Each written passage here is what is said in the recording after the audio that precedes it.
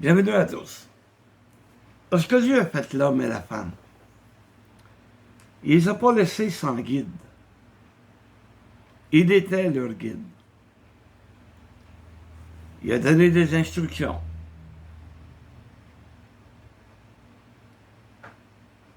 Il parlait seul à seul avec Adam. Il le parlait directement. Ils entendaient la voix de Dieu, puis ils parlaient avec Dieu.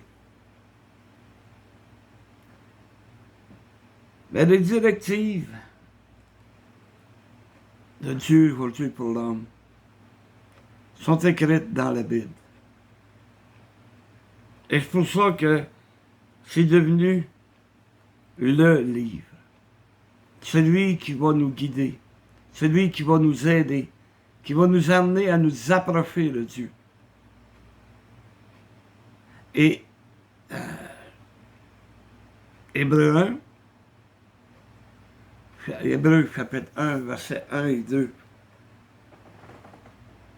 on peut y dire, après avoir autrefois, à plusieurs reprises et de plusieurs manières, parlé à nos pères par les prophètes. Dieu, dans ces derniers temps, nous a parlé par le Fils, qui doit établir ici de toutes choses, par lequel il a aussi créé le monde. Il a parlé par les prophètes. Il s'est adressé à son peuple par les prophètes. Avant que Jésus vienne, les prophètes ont annoncé la venue de Jésus. Alors, ce que l'on peut voir, c'est que Dieu nous a laissé un guide et qu'il faut justement nous fier sur ce guide. Maudit soit l'homme qui se confie en l'homme, dans le livre de Jérémie, chapitre 17. Ne nous fions jamais à un homme. Peu importe qu'il soit fin, qu'il soit gentil, qu'il soit généreux, qu'il ait toutes les qualités du monde. Fie-toi même pas sur lui. Parce que tu ne sais pas le jour qui va se retourner contre toi. Donc, le seul guide que nous devrions avoir et que nous avons, c'est la Bible. Le livre divin. Le livre qui vient de Dieu. Parce que c'est dans Malachie.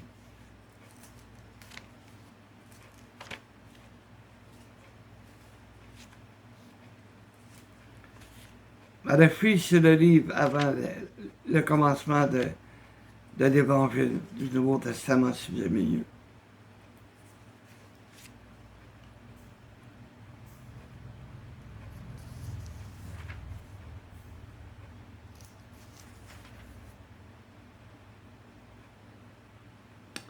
Malachie au chapitre 3.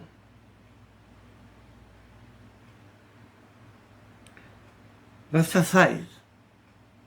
Alors ceux qui craignent l'Éternel se parlèrent l'un à l'autre. L'Éternel fut attentif et il écouta. Et un livre de souvenirs fut écrit devant lui pour ceux qui craignent l'Éternel et qui honorent son nom.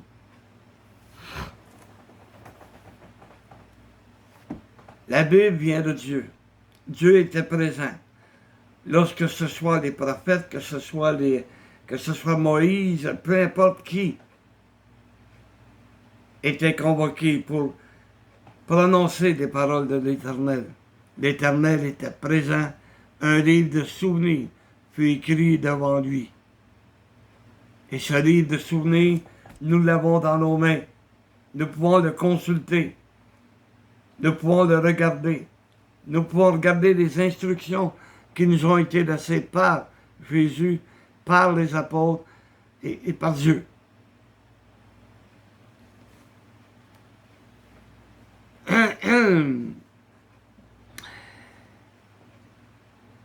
Si vous regardez les 5 premiers livres de la Bible, la Genèse, l'Exode, le Nombre, le Deutéronome, le Lévitique, on peut souvent y lire. Et Dieu dit à Moïse. Dieu s'adressait à Moïse. directement. Il parlait face à face avec lui. C'est un terme, face à face, parce que tu ne peux pas voir Dieu et vivre. Mais il était en présence de Dieu sur le mont Sinaï, un exemple. Et il parlait avec Dieu. Dieu lui parlait directement.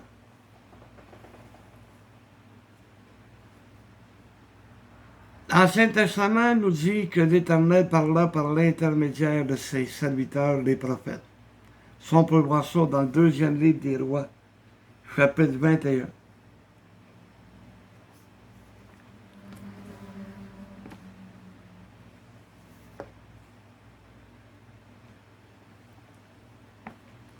Deux Rois, excusez, chapitre 21. Le verset 10. Alors l'Éternel parla en ces termes par ses serviteurs, les prophètes. Par ses serviteurs, les prophètes. Mais c'était Dieu qui nous avait donné choisi. Et eux devaient nous l'apporter. Ben, nous l'apporter. L'apporter à son peuple. Aujourd'hui, on peut le prendre pour nous, mais c'était de l'apporter des paroles de Dieu à son peuple. Des instructions encore pour son peuple. Donc, par la suite, on continue. Dans 1 Corinthiens 14, 37, on peut y dire que ce que je vous ai écrit est un commandement du Seigneur. Il n'a pas reçu de n'importe qui. C'était un commandement du Seigneur. Encore des instructions pour nous, pour qu'on puisse grandir, qu'on puisse nous aussi à notre tour apporter la parole de Dieu à ceux qui sont perdus. Et dans une autre lettre, il dit, au sujet du message, « Je ne l'ai reçu ni appris d'un homme, mais d'une révélation de Jésus-Christ. » Vous pouvez lire ça dans le livre de Galates, au 1er chapitre, le verset 12. Encore des instructions qu'il nous a données. Mais il y en a même à cette époque-là, qui mettaient en doute la parole. Ils mettaient en doute la parole de Paul. Ils mettaient donc en doute la parole de Dieu. Ils mettaient en doute la Bible. Et aujourd'hui, on voit le même phénomène, là. Les gens se moquent de la parole de Dieu. Mais pourtant, ils vont avoir à répondre. Parce que Dieu va lui dire, « Hey, je t'avais laissé des instructions. Qu'est-ce que tu as fait avec? Je t'avais montré ce qui était important. Je t'avais appris tout ce que tu devais savoir. Je te l'ai appris. Tu aurais dû prendre ta Bible, la lire les instructions et la mettre en pratique. C'est ça que tu aurais dû faire. » Ils vont avoir à répondre à Dieu. Ils peuvent se moquer autant qu'ils veulent. Mais même qu'ils arrivent face à face avec Dieu, j'ai hâte de voir quelle sorte de moquerie qui vont y sortir. Ils vont se jeter tremblants aux pieds de Dieu, aux pieds de Jésus, en invoquant son nom, en disant « Je regrette. » Mais il est trop tard. C'est ici la repentance. En haut, il n'y aura plus de repentance. C'est ici-bas qu'on doit reconnaître que la Bible est la parole de Dieu et qu'on doit y suivre les instructions qui y sont inscrites. On lit dans 2 Timothée 3, le verset 16 et 17, que toute écriture, toute, est inspirée de Dieu et utile pour enseigner, pour convaincre, pour redresser, pour éduquer. Voilà à quoi ça sert la parole de Dieu. Toute écriture est inspirée de Dieu. Ça ne parle pas des romans de Polanski, là. Ça ne parle pas des livres de comics écrits par Hasbro, là. On parle que toute écriture. On parle... Avez-vous remarqué qu'il n'y a pas de S à toute écriture? Toute écriture, c'est-à-dire la Bible, tout ce qui est inscrit dans la Bible, est utile. Regardez bien pourquoi c'est utile, hein? pour enseigner. Si tu veux apporter un message, c'est dans le but d'enseigner, pas de, comment on pourrait dire, planter. Pas pour faire mal à quelqu'un, mais pour l'enseigner, pour lui montrer, regarde, c'est quoi la volonté de Dieu. C'est quoi la volonté de Dieu? C'est de vivre avec une autre femme sans être marié? Non. Dieu est contre ça. Ça, ce n'est un enseignement, ça. On va encourager les ivrognes à continuer à boire? Non, on leur montre que non, c'est pas bien. On va enseigner de te battre les enfants? Non, c'est pas un bon enseignement. Battre ta femme? À couper. La Bible est là pour nous enseigner le chemin à suivre. Je suis le chemin, la vérité et la vie, a dit Jésus. Elle est utile pour convaincre. Convaincre à se détourner du mal. Convaincre à obéir à la parole de Dieu. Convaincre les gens qu'ils ont besoin de Jésus. Ils ont besoin d'accepter Jésus comme leur sauveur. Ils ont besoin de changer leur vie. C'est utile pour convaincre. Oh, peut-être que ça ne réussira pas, mais essaye au moins de les convaincre. Et pour les convaincre, ça commence par une chose. Ta lumière. Ta manière de vivre. Ton obéissance envers Dieu. Ça, c'est le premier pas pour essayer de convaincre quelqu'un. Tu peux pas convaincre quelqu'un d'arrêter de prendre la drogue si toi-même t'en prends. Même si c'est légal. Les mariages gays aussi, c'est légal. Pourtant, c'est contre la parole de Dieu.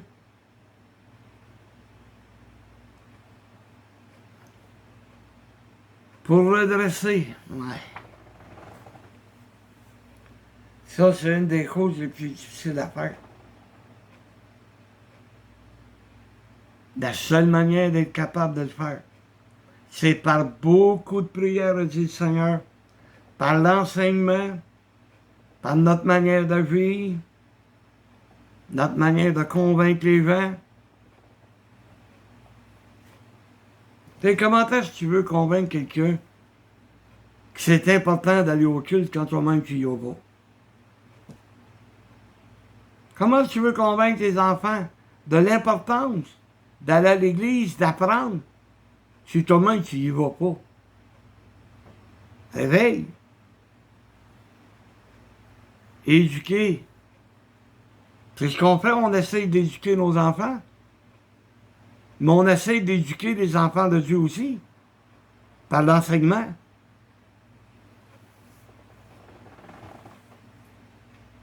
L'éducation est importante. C'est vrai, mais ça commence à la maison. Et commencer à la maison, c'est en étant un exemple nous-mêmes, pour nos enfants, justement. Pour le montrer. Tu sais, il y a toutes sortes de manières là, de montrer des choses à un enfant. Toutes sortes de manières de l'éduquer, de l'enseigner. Mais il faut le faire. Ensuite de ça, les preuves que la Bible est le livre de Dieu, le livre saint, le livre divin. C'est par les prophéties qui ont été accomplies. Parce que regardez bien, Jésus dit au sujet des Écritures, ce sont elles qui rendent témoignage de moi. Dans l'Évangile de Jean, au 5e chapitre, le verset 39. Les Écritures, ce sont elles qui rendent témoignage de moi. Où est-ce qu'ils sont, ces Écritures-là? Parce que la Bible complète est venue après Jésus-Christ. Mais il y avait déjà des écrits, ceux de l'Ancien Testament, qui annonçait des prophéties concernant le Messie, concernant Jésus. Puis il dit lui-même, là, à ses apôtres, après sa résurrection, il a dit, il fallait que s'accomplisse tout ce qui est écrit de moi dans la loi de Moïse, dans les prophètes et dans les psaumes. On peut lire ça dans Luc 24, verset 44. Il fallait que ça s'accomplisse parce que Dieu en avait fait des prophéties. Tout ce qui est écrit dans la loi de Moïse concernant le Messie. Tout ce qui a été écrit et rapporté par les prophètes. Il parle même des psaumes où on parle de lui, où on parle de Jésus en étant le Messie.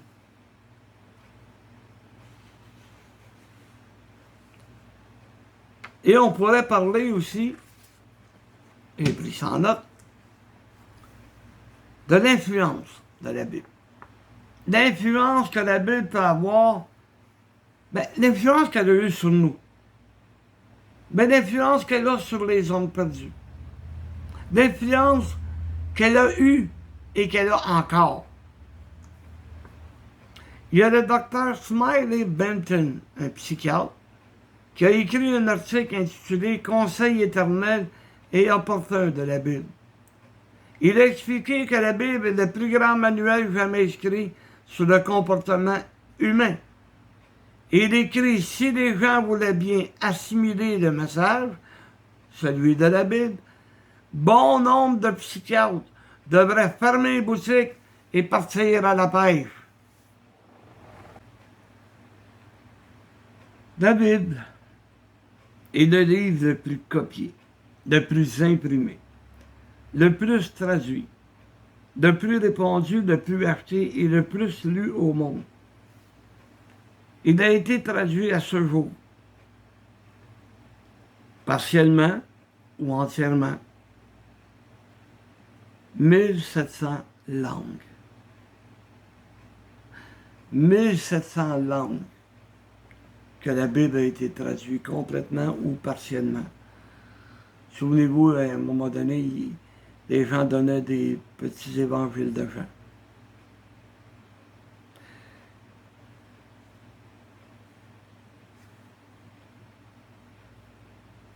J'ai lu que même les plus grands classiques de la littérature ont été traduits entre 30 ou 40 langues. Mais la Bible, 1700 langues. La Bible est indestructible. Le prophète Isaïe écrivit, « L'herbe sèche, la fleur se fane, mais la parole de Dieu subsistera, éternellement. » Vous pouvez voir ça dans Isaïe 40, le verset 8. À travers les âges,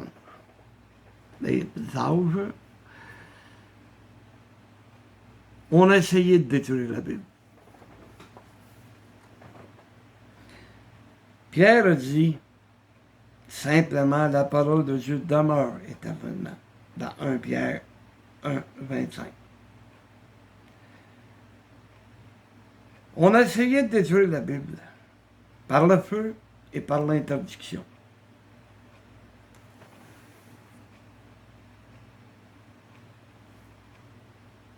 Il y a des rois,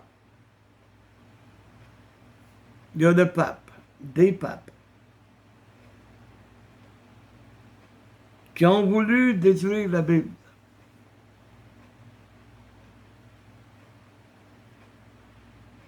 Ils ont tout fait. Ils ont ramassé les Bibles, puis ils ont mis dans le milieu. Ils ont fait un feu avec les Bibles. Pas n'importe quelle sorte de Bible, des Bibles anglaises. Des Bibles anglaises. Parce que la Bible catholique était supposément la meilleure, puis la ci, blablabla. Mais l'autre était tellement pleine de vérité qu'ils ont voulu la détruire, malheureusement.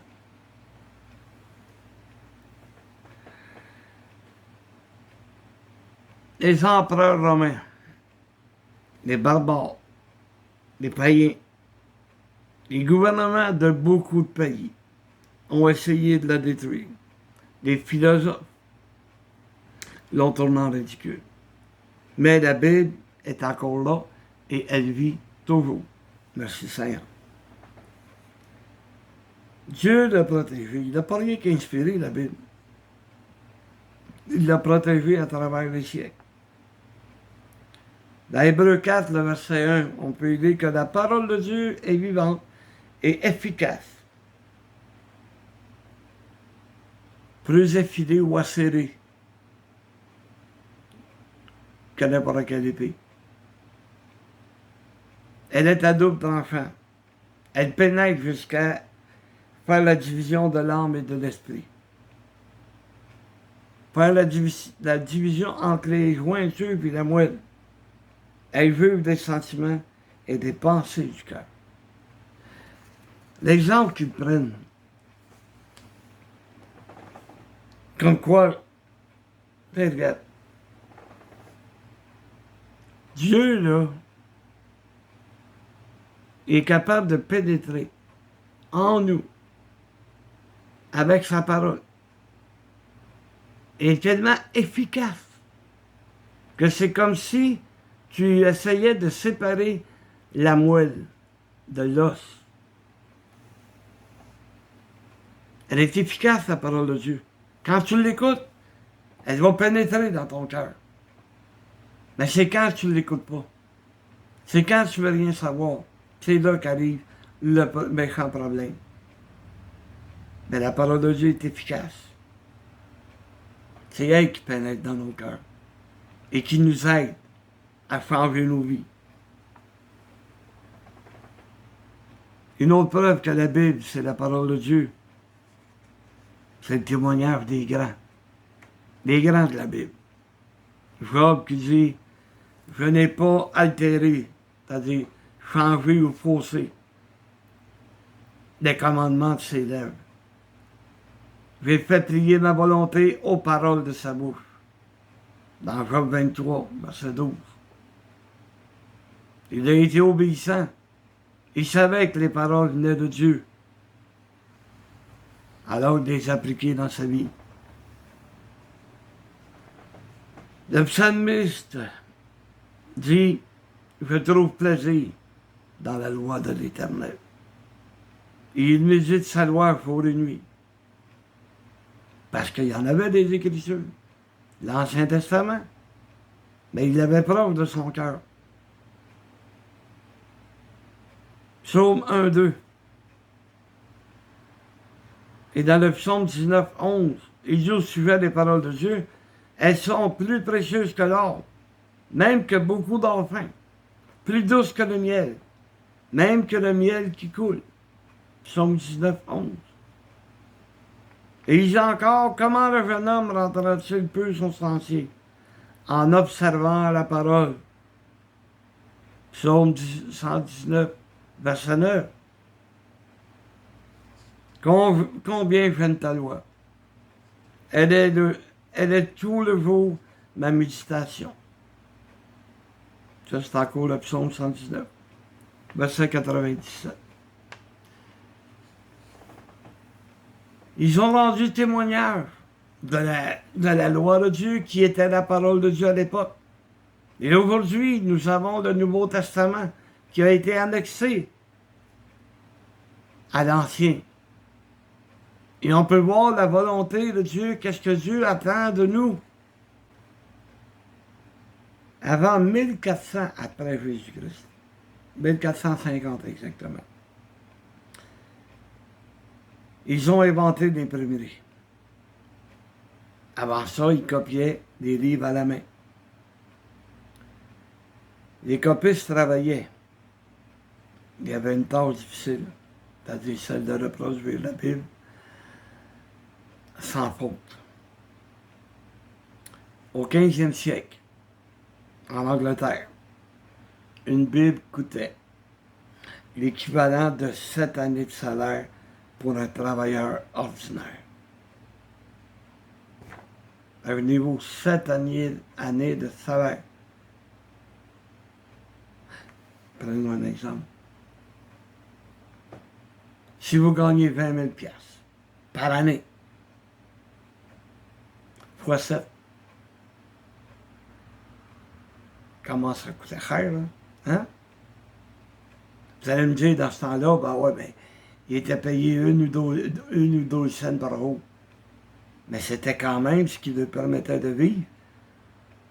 Il fallait le mettre de côté pour être capable de s'acheter une Bible. Aujourd'hui, il y en a qui laissent traîner ça partout. Mais si tu avais payé, là, 140 000 piastres pour une Bible, t'as laisserais-tu traîner partout? Aujourd'hui, on peut l'avoir gratuitement. J'en ai ici. Si t'en veux, je peux t'en donner une. C'est un trésor, ça, là. Mais malgré tout ça, malgré le prix élevé, le prix quasiment sacrifice d'une vie, toutes les Bibles qui étaient produites à cette époque étaient vendues. Ils trouvaient preneur. Il y avait quelqu'un qui voulait une Bible, peu importe le prix. Il a peut-être économisé pendant 10 ans pour être capable de se procurer une Bible. Aujourd'hui, c'est bien trop facile.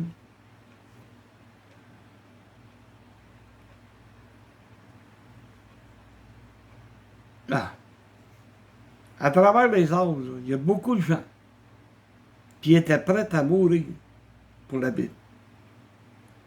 Lorsque Dioclétien ordonna de trouver toutes les Bibles afin de les brûler, il y a des ministres qui ont été torturés afin de les obliger à rendre les exemplaires qu'ils possédaient. Beaucoup d'entre eux choisirent de mourir aux mains de leurs bourreaux plutôt que de révéler la cachette des Écritures. Et regardez bien, celle-là m'a impressionné.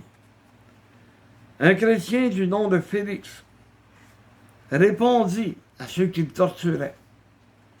Il vaut mieux que moi je brûle plutôt que les Écritures. À m'a abasourdi complètement.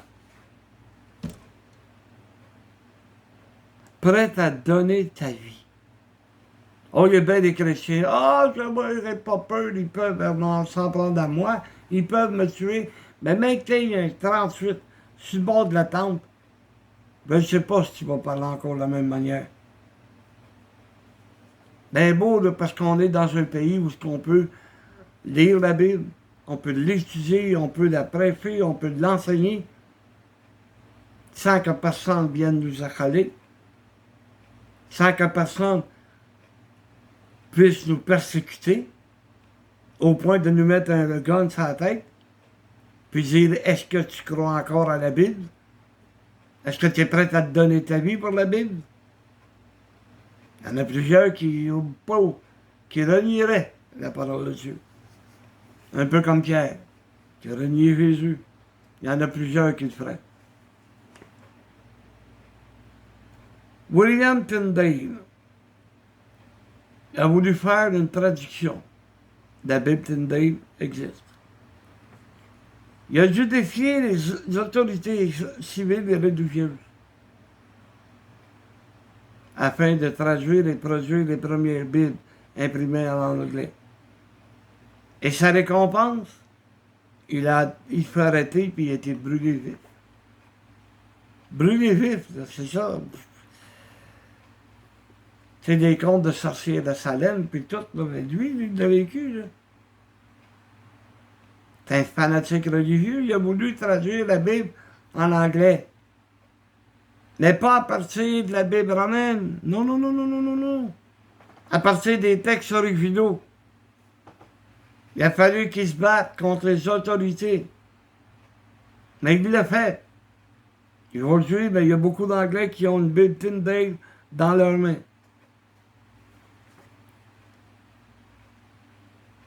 Bon, la Bible, là, elle met beaucoup d'accent sur la nécessité de lire et d'étudier les Écritures.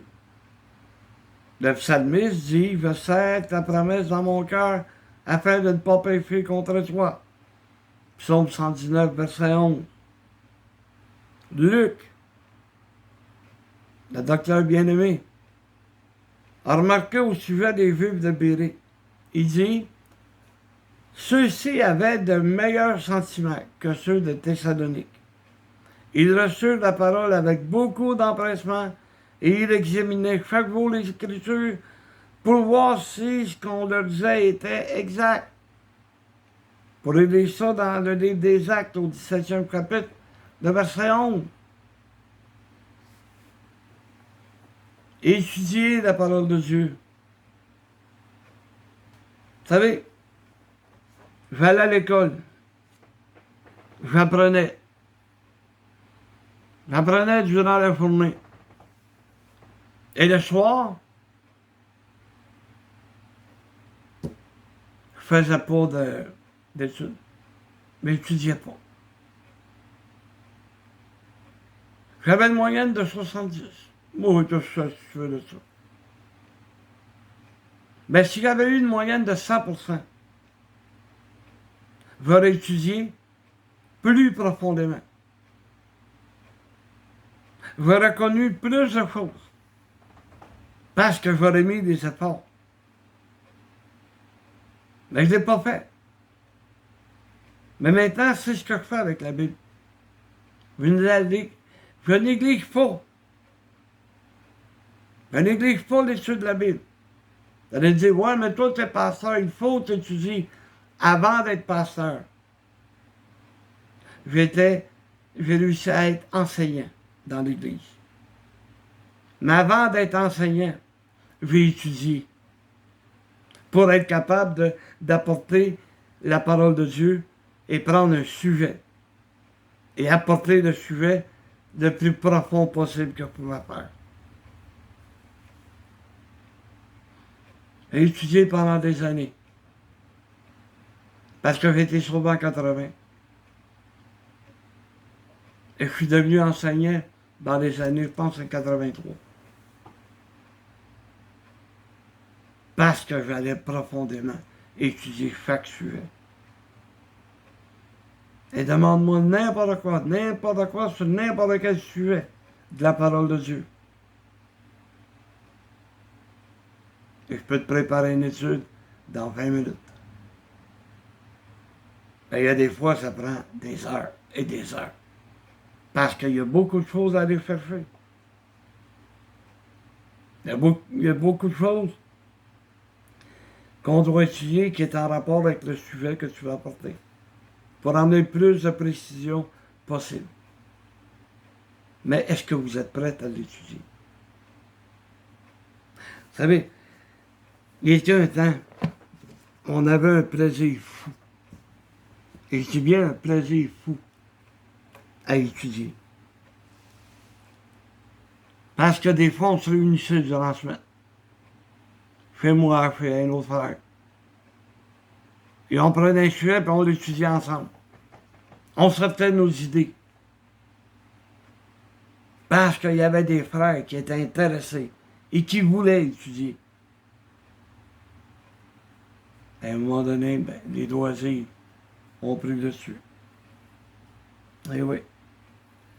Les loisirs ont pris le dessus, puis on a perdu le goût d'être ensemble et d'étudier. Mais pourtant, c'était tellement agréable. Mais est-ce que tu es prêt à le faire? Tu sais,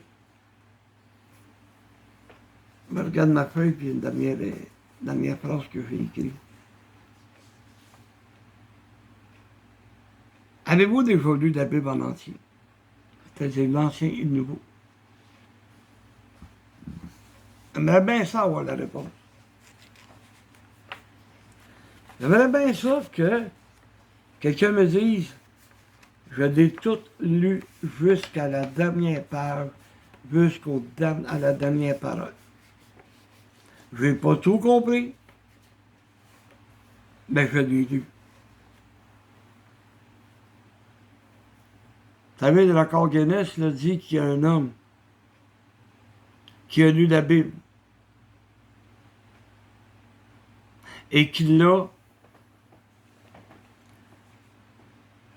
Il a lu la Bible, puis il l'a dit par cœur d'un bout à l'autre. Imaginez combien de temps il a consacré à étudier la Bible pour être capable de faire le record Guinness. Tu sais, quand tu arrives, il y a des paroles que tu peux retenir facilement, mais quand tu arrives dans les généalogies, un tel enfanta un tel, puis un tel, puis un tel. Wow! Mais il l'a fait. Je sais pas s'il l'a mis en pratique, je l'espère, mais il l'a quand même fait. Il a son record Guinness. Je te demande pas d'avoir un record Guinness. Je te demande juste, l'as-tu déjà tout lu? Même de qu'est-ce qui paraît inutile. De savoir qu'Abraham engendra Isaac, pour toi, c'est peut-être pas utile. Mais c'est dans la parole de Dieu, puis il y a une utilité. Et Dieu va nous le montrer à mesure qu'on a besoin de comprendre. Dieu va nous apprendre.